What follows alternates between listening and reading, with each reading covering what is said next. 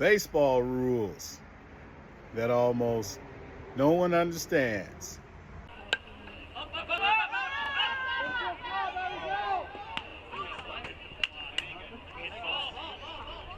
Okay, let's talk about the infield fly rule.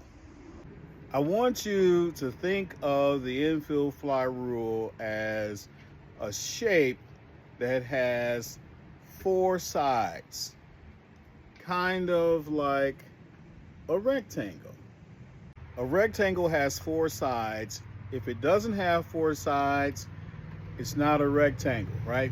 Certain characteristics of a rectangle have to be true in order for a rectangle to happen. If it had more than four sides, it's not a rectangle. If it had less than four sides, it's not a rectangle. Four sides make a rectangle. Well, the infield fly rule is the same way. There are four conditions that need to happen in order for the infield fly rule to be in effect. Anything less than those four, no infield fly. So there's no real order to these four things. You just have to have all four. So for example, you need to have a situation where there are less than 2 outs. You need to have a force at third base, meaning bases loaded or runners at first and second. You need to have a ball that is batted, not bunted, and it needs to be over fair territory.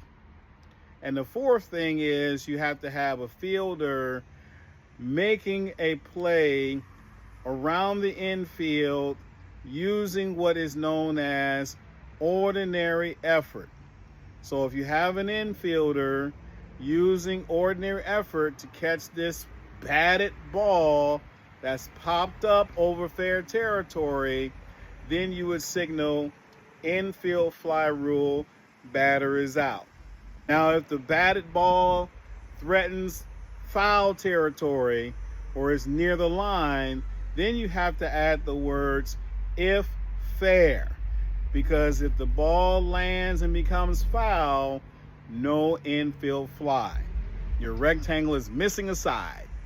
So in this case, you had a batted ball that lands in fair territory, but then rolls into foul territory prior to reaching first or third base, which makes this a foul ball, no infield fly.